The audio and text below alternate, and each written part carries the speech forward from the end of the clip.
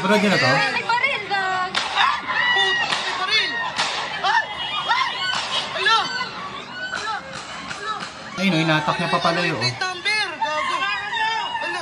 So gusto ko lang mag-share ng insights ko about sa mga ganito. Unang-una is, kawawa yung namatay. Kung namatay man siya, kasi nakadapa na siya wala na malay eh. Pangalawa, kasi is, baka sobrang daming natamaan dun. And yung mga hindi nakatakbo, yung kasama ng lalaki, or yung mga tumulong lang, natamaan din.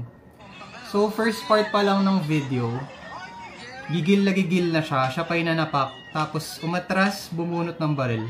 30 minutes ago lang to guys, sa Boso-Boso, Antipolo. Sa mga palaging bumabiyahe dyan araw-araw, mga motorista, keep your head cool.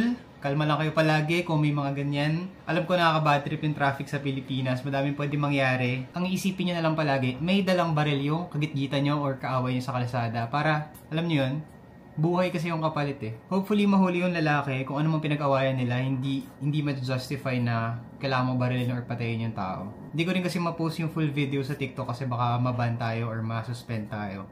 So yun lang guys, always ride safe, kalma lang palagi sa kalsada and ayun, hopefully mahuli tayo siya. Bye!